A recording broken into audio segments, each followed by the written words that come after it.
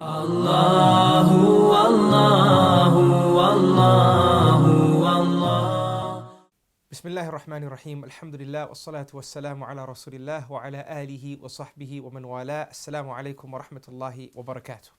My dear brothers and sisters, Allah subhanahu wa ta'ala says in the 110th ayah of the 4th surah, وَمَن يَعْمَلْ سُوءًا أَوْ يَظْلِمْ نَفْسَهُ ثُمَّ يَسْتَغْفِرِ اللَّهَ يَجِدِ اللَّهَ غَفُورًا رَحِيمًا. That whoever does evil or wrongs himself, but afterwards seeks Allah's forgiveness, he will find Allah subhanahu wa ta'ala oft forgiving. Ghafoor. Remember this name? Allah uses it in this ayah and says he will find Allah oft forgiving and Rahimah, the most merciful. The most merciful. Brothers and sisters, when we read an ayah like this, we can't help but remember a famous hadith in the Sunnah known as hadith al-Bitaqah. And hadith al-Bitaqah refers to the hadith of the card, like a small business card. An amazing name given to an amazing hadith. And this hadith states that a slave will meet Allah subhanahu wa ta'ala on the day of Qiyamah for his hisab and his kitab. Right? He will meet Allah so he can be audited. And Allah subhanahu wa ta'ala will ask the angels to produce the sins of the slave.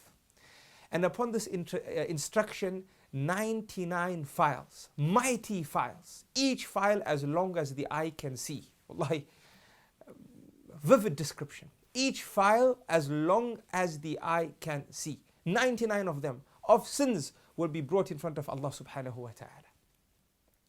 And the instruction for these files to be placed on these measuring scales will happen, and the sins will be weighed. And the slave will be despondent. And Allah subhanahu wa ta'ala will ask his slave that, were you oppressed? Did my angels oppress you? Have they recorded that which you never used to do? And he will deny being oppressed. He will deny being oppressed. And then Allah subhanahu wa ta'ala will ask for his good deeds to be brought forward. And one book of good deeds will be brought forward. Allahu Akbar. Allahu Akbar. And we know one file in front of 99 files really does not have a chance. And Allah subhanahu wa ta'ala will ask the angels to place the file on the scales. And as they do so, a small card will fall out of the book.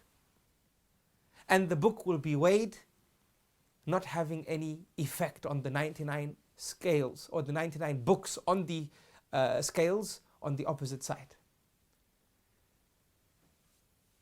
The servant of Allah will be despondent.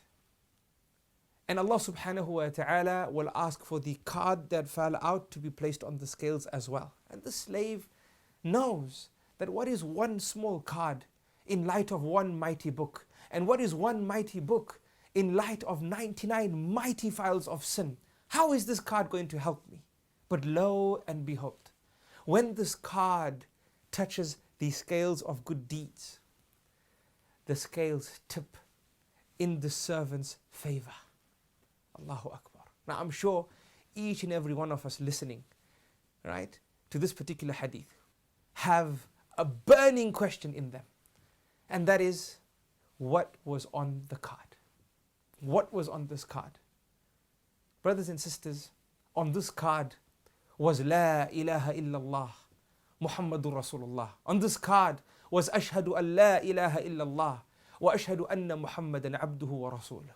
This is what was on this card. The article of faith, the foundation upon which everything in creation exists. The tawheed of Allah subhanahu wa ta'ala.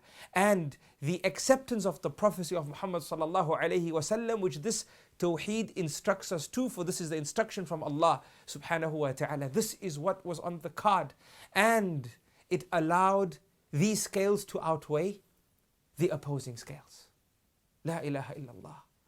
On the day of Qiyamah, when Allah subhanahu wa ta'ala, as the Anbiya will say, alayhimus salatu wassalam, is so angry. He was never angry like this before, and he will never be angry like this after. On this day, Allah will allow a card to work in favor, a card of tawheed, to work in favor of his slave. Again, brothers and sisters, with La ilaha illallah Muhammadur Rasulullah, how can we lose hope in Allah subhanahu wa ta'ala?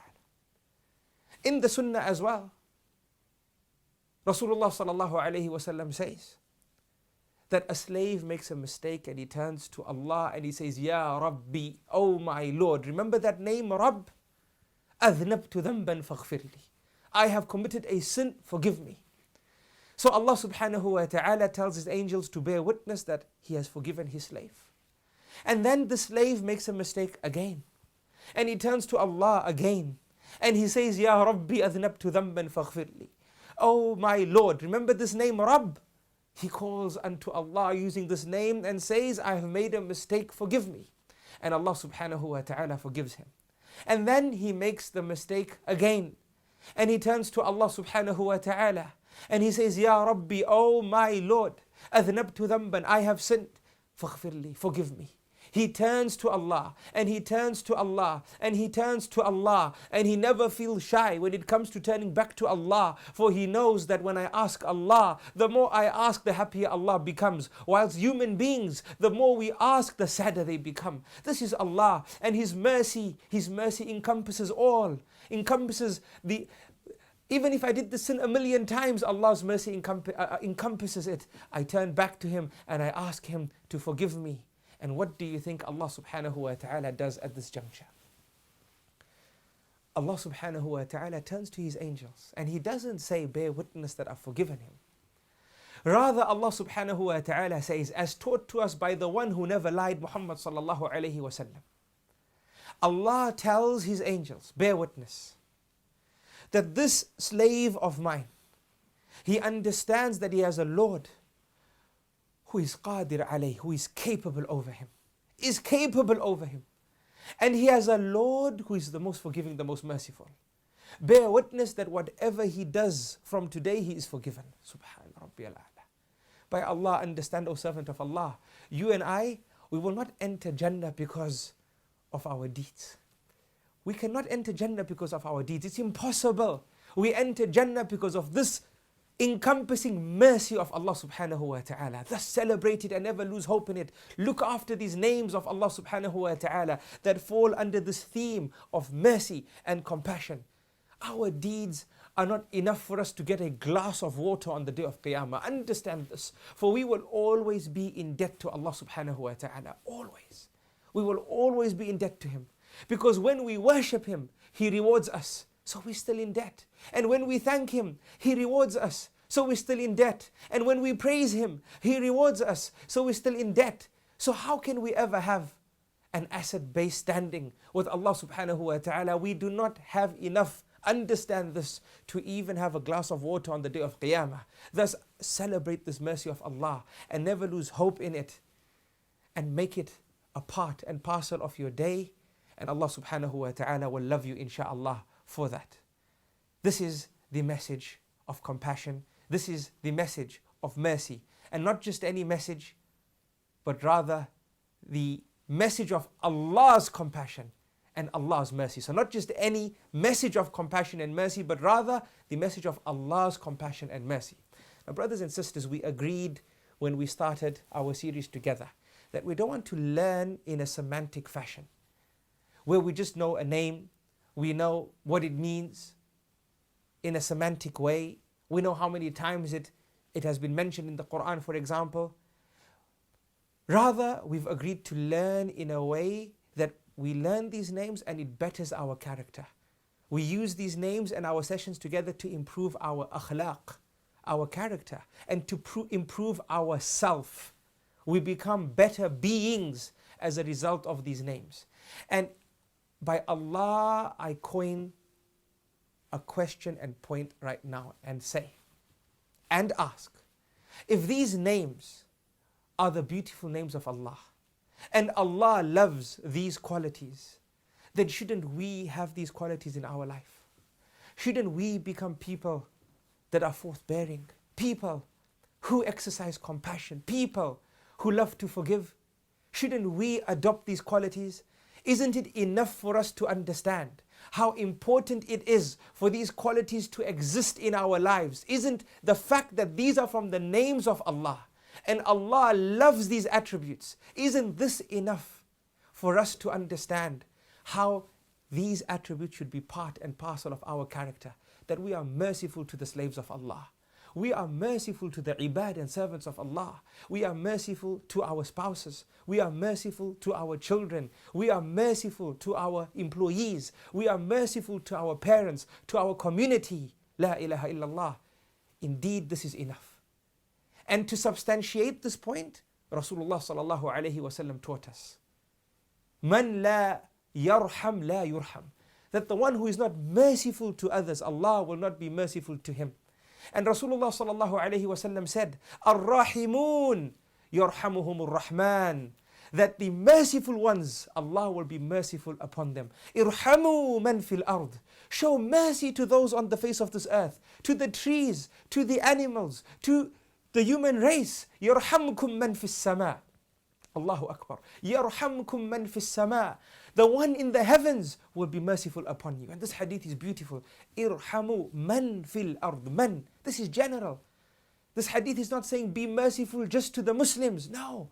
Be merciful to the Muslims, the non-Muslims. Be merciful to the trees. Be merciful to the buildings. Be merciful to the animals, to the birds, to everything that Allah subhanahu wa ta'ala has created. Yarhamkum man fis sama. And Allah will be merciful to you all.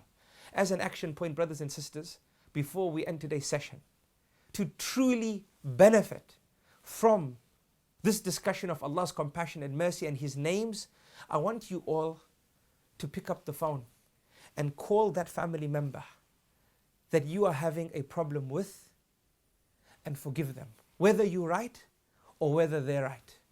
Forgive them. Place your ego down and celebrate these attributes of Allah subhanahu wa ta'ala. And bring them into your life for the sake of Allah. And forgive them for the sake of Allah. And create that unity at home, for charity begins at home. And if you ever asked that how many times should I forgive my family members? How many times should I forgive others? How many times should I show mercy? Then I end today's episode by saying, do so as many times as you would love Allah subhanahu wa ta'ala to forgive you. As many times as you would love for Allah subhanahu wa ta'ala to be merciful upon you. I love you all for the sake of Allah. Assalamu alaikum wa rahmatullahi wa barakatuh. Allahu, Allahu, Allahu, Allah, Allahu, Allahu.